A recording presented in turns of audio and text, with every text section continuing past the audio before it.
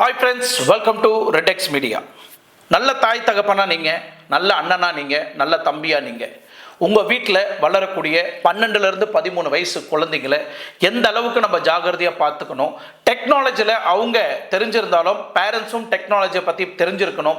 அந்த மொபைல் எதுக்கு அவர் கணக்கில் யூஸ் பண்ணுறாங்க, யார் கூட பேசுகிறாங்க, அந்த மொபைலில் என்ன ப்ரௌஸ் பண்ணுறாங்க அப்படின்றது நீங்கள் பார்த்து அந்த குழந்தைக்கு ஒரு விழிப்புணர்ச்சி கொடுத்தீங்கன்னா கண்டிப்பாக கேரளாவில் நடந்த பட்டந்திட்டா ரியல் சம்பவம். ஒரு மாணவியை 12லேருந்து 13 வயசு இருக்கக்கூடிய ஒரு மாணவி, ஸ்போர்ட்ஸில் த பெஸ்ட் ஸ்டூடெண்ட்டு. அந்த பொண்ணை 63லேருந்து 70 பேர் அங்கே வசிக்கக்கூடிய அந்த பட்டந்தட்டா மாவட்டத்தில் வசிக்கக்கூடிய வாலிபர் இளைஞர்கள் எல்லாரும் கூட்டு பலாத்காரம் செய்திருக்கிறாங்க. பிளாக்மெயில் பண்ணி அந்த பொண்ணை தன்னோட வாழ்க்கையை சீரழிச்சிருக்கிறாங்க. அவன் அந்த ஃபோட்டோவை எடுத்து வச்சு, வீடியோவை எடுத்து வச்சு இந்த மாதிரி பிளாக்மெயில் பண்ணி 5 வருஷமாக அந்த பொண்ணை பாலியல் வன்கொடுமைக்கு ஈடுபடுத்தி இருக்கிறாங்க. அந்த சம்பவத்தை பற்றி தான் இன்றைக்கி நம்ம முழுக்க பார்க்க போகிறோம்.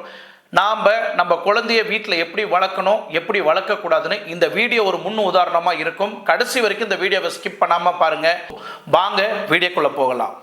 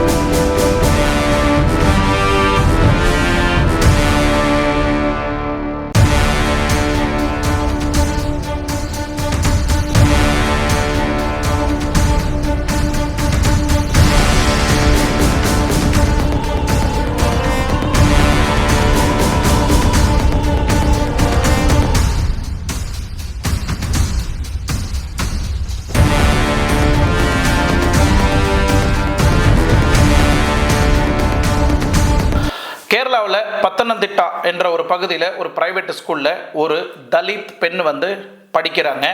ஏன் தலித் பெண் அப்படின்னு சொல்கிறோன்னா, நிறைய பேர் வெளிப்படுத்தாமல் நிறைய சோஷியல் மீடியாவில் அந்த பொண்ணை அப்படி தான் கூப்பிடுறாங்க. ஏன்னா அந்த பொண்ணோட பேரோ முகமோ வெளிவரக்கூடாது அப்படின்னு பாதுகாப்பாக வைக்கப்படுது. ஏன்னா அந்த அளவுக்கு உருக்கக்கூடிய சம்பவம் தான் இந்த கேரளா பட்டணத்திட்டாவில் நடந்த இந்த சம்பவம். அந்த பெண்ணுக்கு 12லேருந்து 13 வயசு ஆயிருக்கும். இந்த 13 வயசில் கேரளாவில் ஒரு ஸ்கூலில் படிச்சுட்டு இருக்கும்போது அந்த ஸ்கூலுக்கு கவுன்சிலிங் கொடுக்கக்கூடிய ஒரு 3 ப்ரைவேட் ஏஜென்ட்டுங்க போய் அங்கே கவுன்சிலிங் கொடுத்துருக்குறாங்க. பெண்கள் எப்படி இருக்கணும், பெண்கள் எப்படி நடந்துக்கணும், சமுதாயத்தில் எப்படி நம்ம முன்னேறணும், பெண்கள் எவ்வளோ பாதுகாப்பாக இருக்கணும் அப்படின்னு நிறைய விஷயங்களை எல்லா ஸ்கூல்லையும் இது வழக்கமாக கொடுக்கக்கூடிய ஒரு கவுன்சிலிங் ஃபார்மேட் தான். இந்த ஃபார்மேட் கொடுக்கும் போது அந்த கவுன்சிலிங் கொடுக்கக்கூடிய ஒரு பெண்மணி டீச்சர் அவங்க என்ன பண்ணியிருக்கிறாங்கன்னா, கடைசியில் இருக்கக்கூடிய ஒரு பெண், அந்த பெண்ணை பார்த்துட்டு இருக்கிறாங்க. அந்த பெண்ணு அது உட்காந்துட்டு இருக்கிற பொசிஷன் சரியில்லை. ஸோ அந்த டீச்சர் அந்த குழந்தைய பார்க்கும் போது அந்த குழந்தையோட பிஹேவியர் சரியா இல்லை, அவங்களோட பதட்டமாக இருக்கிறாங்க. அந்த குழந்தை ஒரு பதட்டமாக இருக்குது. அந்த குழந்தை பதட்டமாக இருக்கிறாங்க, அவங்களோட பிஹேவியர் சரியில்லை, ஒரு மாதிரி அழுதுட்டு இருக்கு அந்த குழந்தை. எதுக்கு அழுவுது அப்படின்னு சொல்லிட்டு அந்த கவுன்சிலிங் கொடுக்கக்கூடியவங்க ரொம்ப ஷாக் ஆகிட்டாங்க. உடனே அவங்க என்ன பண்ணுறாங்கன்னா, அந்த ஸ்கூலில் இருக்கக்கூடிய எல்லா சில்ட்ரன்ஸுங்களையும் வெளியே அனுப்பிச்சிட்டு அந்த குழந்தை கூட உட்காந்து கவுன்சிலிங் பண்ண ஆரம்பிக்கிறாங்க. அப்போது அந்த குழந்தை அழுதுகிட்டே இருக்கிறாங்க. ஏமா அழுவுற, என்ன ஆச்சு, என்ன பிரச்சனை சொல்லுங்க, என்கிட்ட நான் தீர்த்து வைக்கிறேன் அப்படின்னு அந்த கவுன்சிலிங் கொடுக்கக்கூடிய லேடி ஒரு 3 பேர் சேர்ந்து கேட்குறாங்க. அப்போது என் வாழ்க்கையில் நான் எல்லாத்தையும் இறந்துட்டேன், நான் நம்புறவங்களாம் என்னை ஏமாத்திட்டாங்க அப்படின்னு ஒரு விஷயத்த சொல்கிறாங்க. அதுக்கப்புறம் இவங்களுக்கு சரியாக புரியல, என்னதான் நடந்தது உண்மையிலே, ஏன் அழுவுற, இந்த ஸ்கூலில் உனக்கு யாராவது அடித்தாங்களா, உன்னை ஏதாவது பிரச்சனை பண்ணாங்களா, இல்லை வீட்டில் எதனாவது அடித்தாங்களா அப்படின்னு சொல்லிட்டு நிறைய விஷயங்களை கேட்கும்போது தான் அந்த பெண் அப்போ அவங்க வாய் விடுறாங்க. அந்த சம்பவத்தை சொல்லி முடியல. அந்த 3 பேருக்கும் கதிகடங்கு போயிட்டாங்க. கண்ணில் தண்ணி, அந்த கவுன்சிலிங் கொடுக்க வந்தவங்க கண்ணில் தண்ணி, அந்த அளவுக்கு ஆதங்கப்பட்டு போயிட்டாங்க இந்த குழந்தைக்கு நடந்த அநியாயத்தை கேட்டு. பட்டணந்திட்டா டிஸ்ட்ரிக்டில் இருக்கக்கூடிய அந்த போலீஸ் ஸ்டேஷனுக்கு உடனே அந்த குழந்தையை கூப்பிட்டு போயிட்டு கம்ப்ளைண்ட் ரிஜிஸ்டர் செய்கிறாங்க. அந்த கம்ப்ளைண்ட் ரிசீவ் பண்ண டிஒய்எஸ்பி மிஸ்டர் நந்தகுமார் என்ன பண்ணுறாங்க, கேஸ் நார்மலாக தானே இருக்குது, இது நார்மலாக ஏதோ செக்ஷுவல் ஹராஸ்மெண்ட்டோ இல்லை ஏதாவது ஒரு கேஸ் இருக்கோ அப்படின்னா அந்த கேஸை ரிசீவ் பண்ணியிருக்கிறாங்க, கேஷுவலாக இருந்திருக்கிறாங்க. அதுக்கப்புறம் அந்த குழந்தைய உட்கார வச்சு விசாரிக்க ஆரம்பிக்கிறாங்க. ஸோ அந்த கேஸ் ரிசீவ் பண்ண அந்த டிஒய்எஸ்பி நந்தகுமார் இந்த கேஸில் அந்த அளவுக்கு வீரியம் இல்லாதனால கொஞ்சம் கேஷுவலாக இருந்துக்கிறாரு. பட் கேஸை இன்வெஸ்டிகேஷன் பண்ண இந்த கேஸில் அந்த அளவுக்கு வீரியம் இருக்குது. இத்தனை பேர் இன்வால்மெண்ட் ஆயிருக்கிறாங்களா இந்த கேஸில், இது ரொம்ப சென்சேஷனான கேஸு, இது உலகம் ஃபுல்லாக தெரிஞ்சிச்சுன்னா, வெளியே தெரிய வந்ததுன்னா நம்ம கேரளா கவர்மெண்ட்டுக்கே அசிங்கம் அப்படின்னு அந்த அளவுக்கு ஆதங்கப்பட்டு போய் அந்த போலீஸ் டிபார்ட்மெண்ட், கேரளா டிபார்ட்மெண்ட்டே வந்து ரொம்ப சிவியராக அந்த பொண்ணோட கேஸை எடுக்கிறாங்க. ஒட்டுமொத்த சோஷியல் மீடியாவும் அந்த தலித் பொண்ணு மேலே அங்கே இருக்கக்கூடிய அந்த பட்டணந்திட்டா போலீஸ் ஸ்டேஷனில் அந்த அளவுக்கு பரபரப்பாக பேசக்கூடிய சோஷியல் மீடியா எல்லாமே அங்கே வர ஆரம்பிக்கிறாங்க. அந்த பொண்ணு என்ன நடந்துச்சு, அந்த பொண்ணுக்கு என்ன பிரச்சனை அப்படின்னு நிறைய பேர் விசாரிக்க ஆரம்பிக்கும் போது தான் அவங்களோட பேரண்ட்ஸை விசாரிக்க ஆரம்பிக்கிறாங்க. பட் அவங்க பேரண்ட்ஸை விசாரிக்கிறதுனால ஒரு பிரயோஜனம் இல்லை. ஏன்னா அவங்க பேரண்ட்ஸுக்கு அந்த அளவுக்கு படிப்பறிவு இல்லை, நாலேஜ் இல்லை, மொபைலோட டெக்னாலஜி இல்லை. இந்த டெக்னாலஜிலாம் இல்லாதனால நாம் படிக்கலையே, நம்ம பொண்ணாவது நல்லா பெரிய லெவலில் படிக்கட்டும், அவள் பெரிய ஸ்போர்ட்ஸில் நல்லா வரட்டும், நல்லா ஆசைப்பட்ட படிப்பை படிச்சுட்டு நம்ம குடும்பத்தை நல்லா கௌரவமாக காப்பாற்றுவாங்கன்னு ஒரு நம்பிக்கையோட அந்த ஸ்கூலுக்கு அமுச்சு வச்சுருக்கிறாங்க. இந்த தருணத்தில் தான் இவங்களுக்கு அந்த டெக்னாலஜி, அந்த ஃபோனெல்லாம் யூஸ் பண்ண தெரியாது. இன்கமிங் அவுட் கோயிங் மட்டும்தான் தெரியும், கால் பண்ண தெரியும், கால் ரிசீவ் பண்ண தெரியும், மற்றபடி அந்த ஃபோனில் எதுவும் நோண்ட தெரியாது.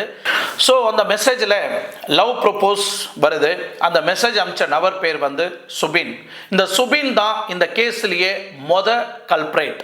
இந்த சொறி நாய் தான் இந்த பொண்ணோட வாழ்க்கை சீரழிஞ்சிட்டு போனதுக்கு காரணமே இவன் தான், இந்த சுபின் தான்.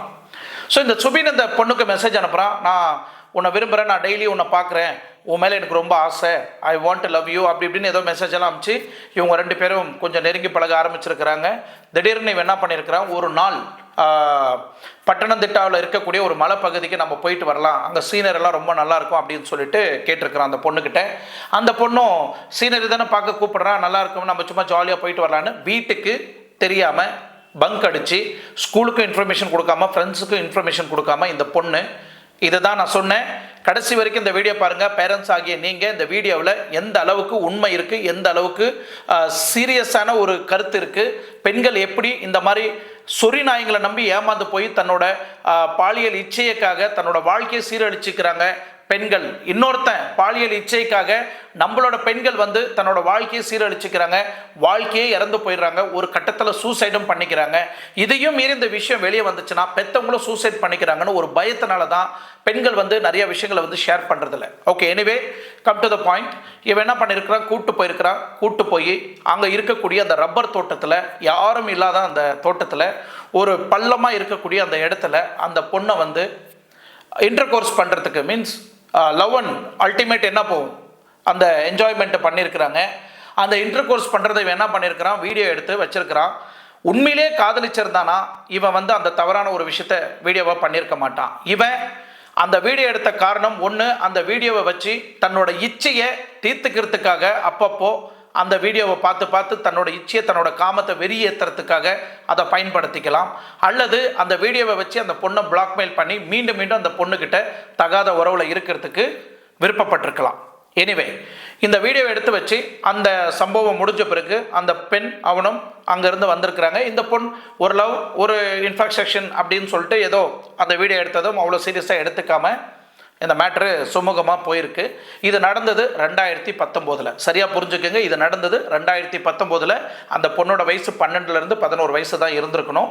அந்த பொண்ணு அப்போ மெச்சூர்டு ஆகலை, சரிங்களா, வயசுக்கு வரலை. ஸோ இது என்ன நடந்திருக்குன்னா, இவன் வெளியே வந்து அந்த வீடியோவை தன்னோட 5 ஃப்ரெண்ட்ஸுங்களுக்கு இந்த வீடியோவை வந்து அமுச்சு வச்சிருக்கிறான்.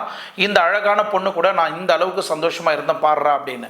உடனே இவனுங்க என்ன பண்ணியிருக்கிறானுங்க, இந்த மாதிரி நீயே என்ஜாய் பண்ண, நானும் என்ஜாய் பண்ணோம், இந்த வீடியோ பார்த்த பொண்ணுக்கு நான் போய் பேசுகிறேன், எந்த ஸ்கூல் அப்படின்னு சொல்லிட்டு கேட்டு இந்த ஸ்கூலெல்லாம் சொல்லியிருக்கிறான்.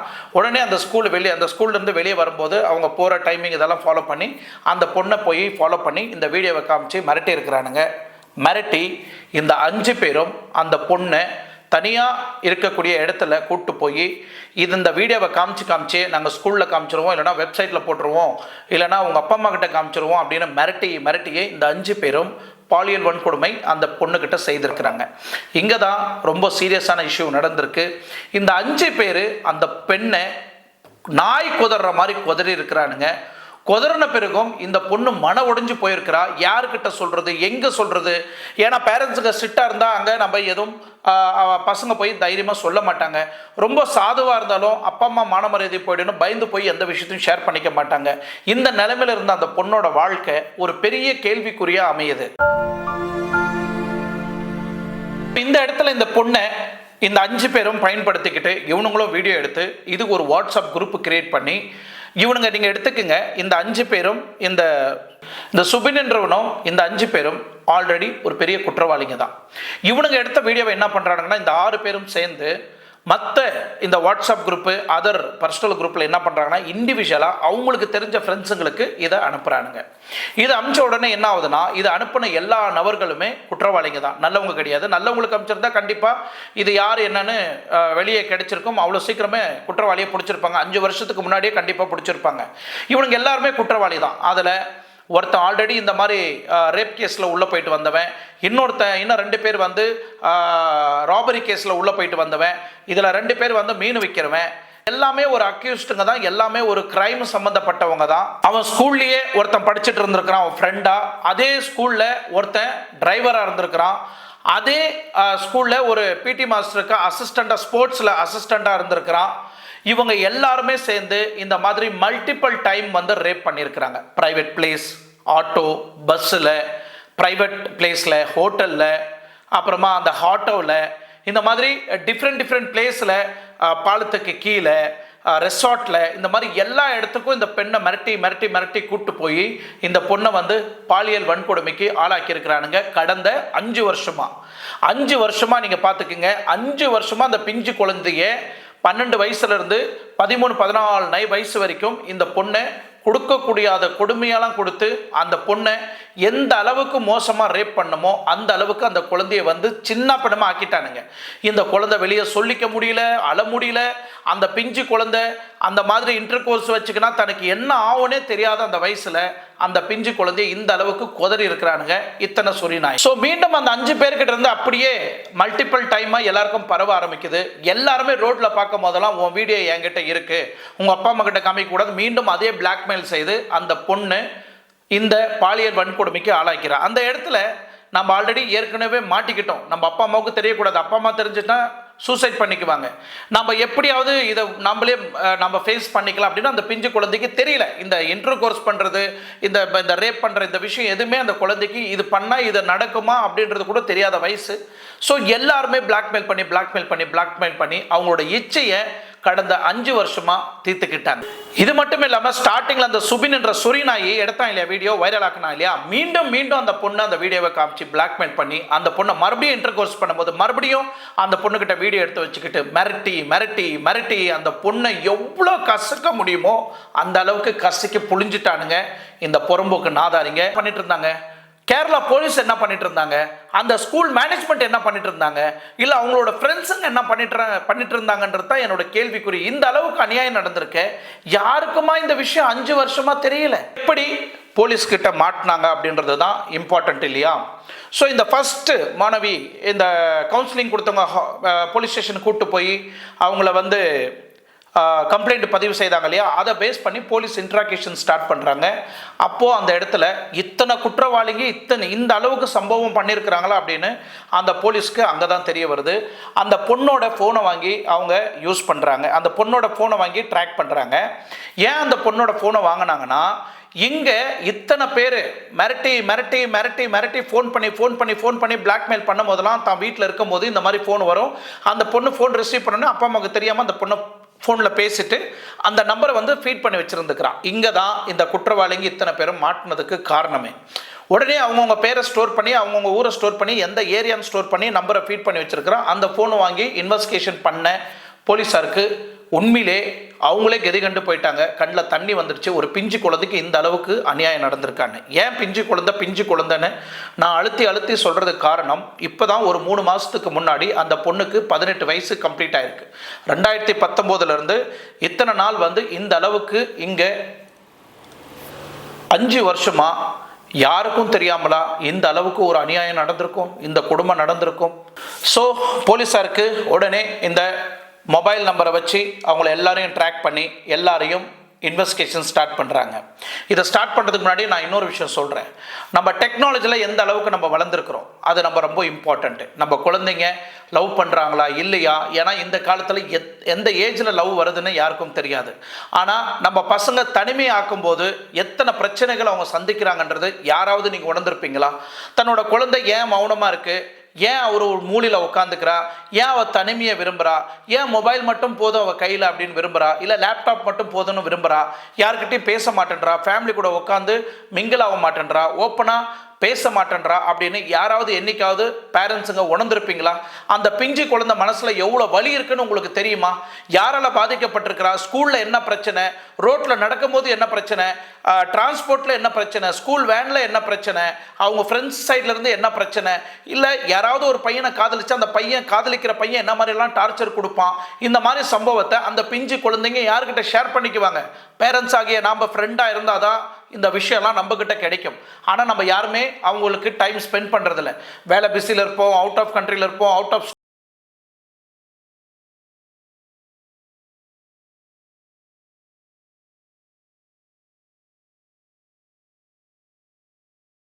உண்மையிலே நம்ம யாருமே நம்ம குழந்தைங்க கூட டைம் ஸ்பெண்ட் பண்ணுறதில்ல. இதுதான் ஒரு முக்கியமான காரணம். அந்த பொண்ணு இன்னைக்கு அந்த பொண்ணோட வாழ்க்கை சீரழிஞ்சதுக்கு காரணமே அவங்க பேரண்ட்ஸ், ஸ்கூல் மேனேஜ்மெண்ட். முக்கியமாக அழுத்தி சொல்லுவேன், இந்த 2 பேர் தான் முக்கியமான காரணம் அந்த பொண்ணோட வாழ்க்கை இன்னைக்கு சீரானதுக்கு. ஸோ இத்தனை பிரச்சனை வெளிவந்தது அந்த கவுன்சிலிங் கொடுக்க வந்த அந்த டீச்சர். அந்த லேடி அந்த குழந்தைய பார்க்கும்போது சம்திங் ஃபிஷி, சம்திங் ராங் அப்படின்னு ஐடென்டிஃபை பண்ணி போலீஸ் ஸ்டேஷனுக்கு எடுத்துகிட்டு வந்த பிறகு தான் இந்த அளவுக்கு அந்த குழந்தைக்கு அநியாயம் நடந்திருக்கு, கொடுமை நடந்திருக்குன்னு உலகத்துக்கு வெளிப்படுத்தினாங்க. ஸோ ஸ்கூலில் முக்கியமாக நீங்கள் கவனிக்கக்கூடிய ஒரு விஷயம், ஒரு மாணவி மாணவன் யாராவது ஏதாவது ஒரு திங்கிங்கில் இருந்தாங்க, இல்லை ஏதோ சேடாக இருந்தாங்க, இல்லை அவங்க ஏதோ அழுதுட்டு இருந்தாங்க, இல்லை அவங்க ஏதோ மன உடைச்சலில் இருக்கிறாங்க அப்படின்னா நீங்கள் தயவு செய்து மூவ் பண்ணுங்க. அந்த குழந்தைங்க கிட்ட மூவ் பண்ணி அவங்களுக்கு என்ன பிரச்சனைன்னு கேளுங்க. ஏதாவது தவறு செய்தால் அதை நீங்கள் அட்வைஸ் பண்ணுங்க. ஏன்னா இப்போ அட்வைஸ் பண்ணுறதுக்கு முடியாது, ஏன்னா அந்த அளவுக்கு சட்டத்திட்டங்கள் மாற்றப்பட்டிருக்கு. ஏன்னா டீச்சருங்க யாரும் ஸ்டூடெண்ட்ஸ் அடிக்கக்கூடாதுன்னு ரூல்ஸ் போட்டுட்டாங்க. ஸோ அவங்கள எகுத்தும் எந்த கேள்வியும் கேட்காத ஒரு சூழ்நிலை இருக்கிறோம். ஏன்னா பேரண்ட்ஸ் ஆகிய நம்ம எல்லாருமே நம்புறது என்னன்னா, நம்ம குழந்தை நல்லா படிக்கிறான், நம்ம குழந்தை டேலண்டட் கேர்ள், என் குழந்தைய நீங்கள் எப்படி அடிக்கலாம் டீச்சர் அப்படின்னு பிரின்சிபல் கிட்ட போயிட்டு கம்ப்ளைண்ட் பண்ணுறோம். ஆனால் நம்ம ஒரு விஷயம் புரிஞ்சுக்கணும், நம்ம குழந்தைங்க எந்த விதத்தில் நம்மளுக்கு உண்மையாக இருக்கிறாங்க, எந்த விதத்தில் நம்மளுக்கு நேர்மையாக இருக்கிறாங்கன்றது ஒரு நாளாவது நீங்கள் சிந்திச்சு பார்த்தீங்கன்னா, ஸ்கூலில் அடித்து வளர்க்காத குழந்தைங்களையும் போலீஸார் அடித்து திருத்தாத அக்யூஸ்டையும் அவங்க திருந்துற ஜென்மமே கிடையாது. அந்த மாதிரி குழந்தையில சில தவறுகள் செய்தால் அங்கே டீச்சருங்க அடிக்கும் போது நாம் எதுக்காக அடித்தாங்க, என்னத்துக்கு அடித்தாங்க அப்படின்னு நம்ம விசாரித்து அதை நார்மலாக விட்டுறதை தவிர்த்துட்டு அது ஒரு பெரிய பிரச்சனையாக்கி சோஷியல் மீடியா வரைக்கும் அதை வீடியோவை வைரலாக்கி அங்கே ஸ்கூலில் அந்த டீச்சருங்க எதுவுமே கேட்காத அளவுக்கு அவங்க வாயையும் கையும் கட்டி போட்டு கிடக்குது. அதனாலவே இந்த மாதிரி சம்பவங்கள் அதிகமாக நடக்கிறதுக்கு வாய்ப்பு இருக்குது. 2 முகத்தை வச்சு யூஸ் பண்ணுவாங்க. வீட்டில் இருக்கிற வரைக்கும் அவங்க ஆசைப்பட்டது எல்லாமே அன்பு பாசத்தை காமிச்சு வாங்கிக்கிறாங்க. அதுக்கப்புறம் வெளியே போன பிறகு அவங்களுக்கு இன்னொரு குணம் இருக்குது, இன்னொரு ஃபேஸ் இருக்குது. ஸோ இந்த மாதிரி ஒரு தவறு செய்கிறதுனால தான் நம்மளோட குழந்தைகள் இந்த அளவுக்கு, அதுவும் எஸ்பெஷலி பெண் குழந்தையாக இருக்கட்டும் இல்லை ஆண் குழந்தையாக இருக்கட்டும், இவங்க 2 பேருமே இந்த மாதிரி பிரச்சனையில் மாட்டிக்கிறாங்க. மாட்டிக்கிட்டு யார்கிட்ட சொல்கிறதுன்றது தெரியாமல் ஒரு கட்டத்தில் சூசைட் கூட பண்ணிக்கிறாங்க. ஸோ லவ் பண்ணுற ஸ்டூடெண்ட்ஸ், யங்ஸ்டர்ஸ் யாராக இருந்தாலும் சரி, நீங்கள் செய்யுங்க. அது உங்களோட ஏஜுக்கு வந்த பிறகு நீங்கள் செய்யுங்க. பட் அதை தவிர்த்துட்டு இந்த மாதிரி யாராவது ப்ரைவேட்டாக வெளியே கூப்பிட்டு போனாங்கன்னா தயவு செய்து யாரையும் நம்பி போகாதீங்க. பேரண்ட்ஸுக்கு தெரியப்படுத்துங்க, வீட்டில் இருக்கிறவங்களுக்கு தெரியப்படுத்துங்க, ஸ்கூலில் இருக்கிறவங்களுக்கு தெரியப்படுத்துங்க, அட்லீஸ்ட் கூட இருக்கிற ஃப்ரெண்ட்ஸுங்களுக்காக தெரியப்படுத்துங்க. இவங்களை நம்பி இவங்க கூட நாங்கள் போயிட்டுருக்குறோம் அப்படின்னு தயவு செய்து தெரியப்படுத்துனீங்கன்னா 100% சேஃபாக இருப்பீங்க. ஏதாவது ஒரு தவறு நடந்தாலும் கண்டிப்பாக நம்மளை கண்டுபிடிக்க முடியும். இன்றைக்கி அரெஸ்ட் பண்ணப்பட்ட குற்றவாளிங்க எல்லாருமே பெரிய பெரிய அக்யூஸ்டுங்க தான், குற்றவாளிங்க தான். ஏன்னா இந்த 60-70 பேரும் எல்லாருமே ரிப்பீட்டடாக அந்த ஸ்டேஷனுக்கு போயிட்டு வந்தவங்க தான். இந்த குழந்தைய அந்த அளவுக்கு ரிப்பீட்டடாக ரேப் பண்ணதுக்கு காரணம் இந்த சோஷியல் மீடியாவும் ஒரு இம்பார்ட்டன்ட் பாயிண்டாக தான் இருக்குது. கிட்டத்தட்ட இன்னைக்கு தேதி வரைக்கும் 39 பேரை அரெஸ்ட் பண்ணியிருக்கிறாங்க. 14 பேரை கோர்ட் முன்னாடி ஆஜர்படுத்தி ஜெயிலுக்கு அனுப்பிச்சிருக்கிறாங்க. மீண்டும் இந்த 39 பேர் இன்வெஸ்டிகேஷன் இன்ட்ராகேஷன் பண்ணிட்டு இருக்கிறாங்க.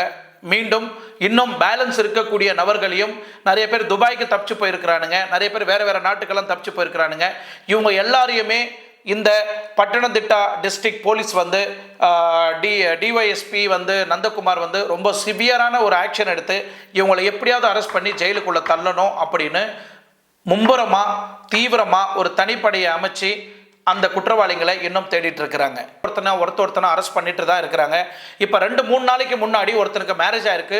வெட்டிங்லேயே போய் இந்த பெண்ணை ரேப் பண்ண வந்த அவனை வெட்டிங்லேயே போய் கல்யாண விழாவிலே போய் அவனை அரெஸ்ட் பண்ணி கைது செய்திருக்கிறாங்க இந்த பட்டணத்திட்டா போலீஸ் டிபார்ட்மெண்ட்டு.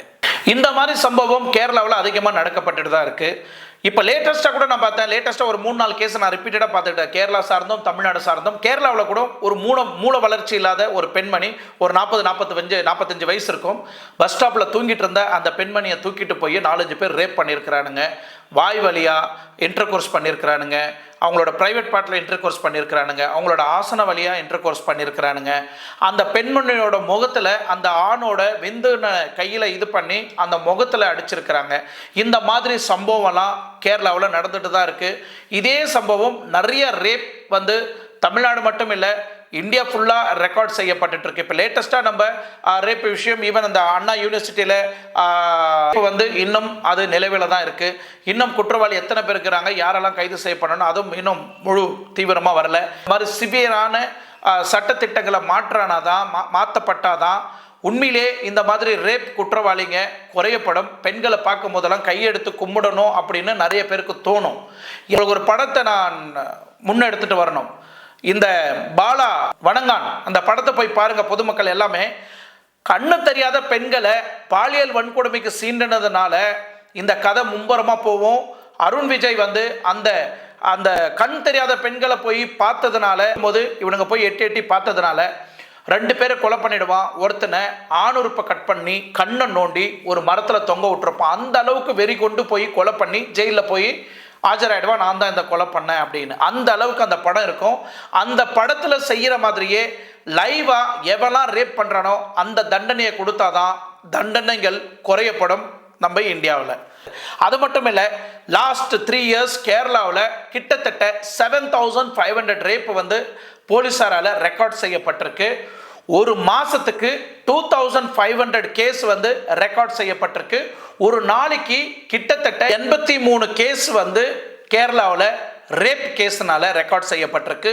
ஒரு அவருக்கு 7 பெண்களை வந்து ரேப் பண்ணுறாங்க அப்படின்னு போலீஸாரால் ரெக்கார்ட் செய்யப்பட்டிருக்கு. அப்போது நீங்கள் தெரிஞ்சுக்குங்க, அப்போ குற்றங்கள் இந்த அளவுக்கு அதிகமாக ஆயிட்டு வந்திருக்கிறதுக்கு காரணம் யாரு?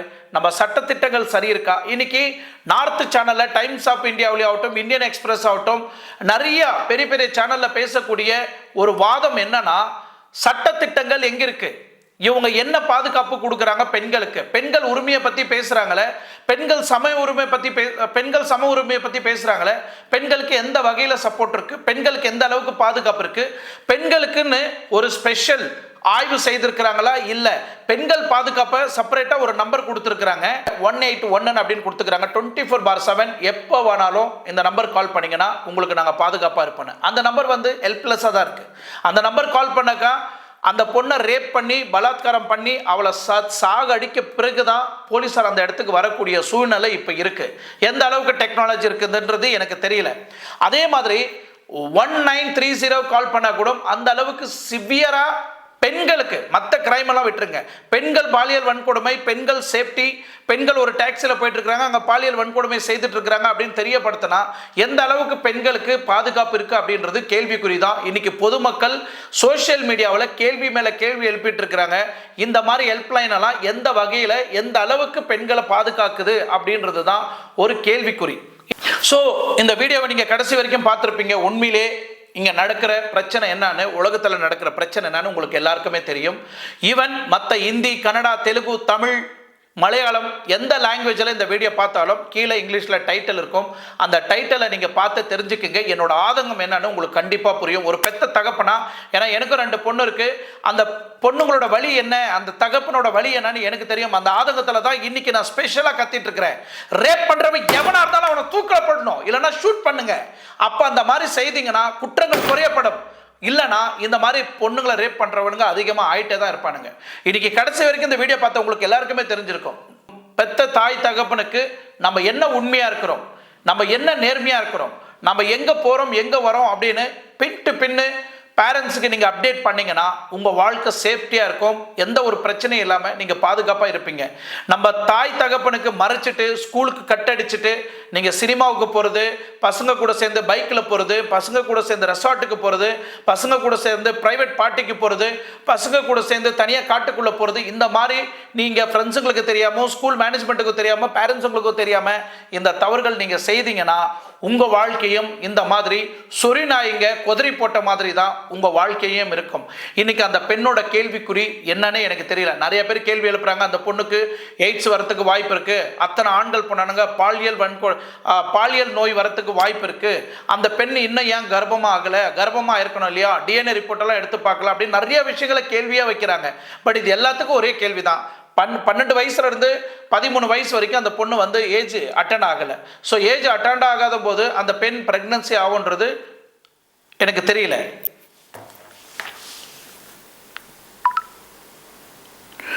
What is the age the girl get pregnancy? After age atten or before age atten?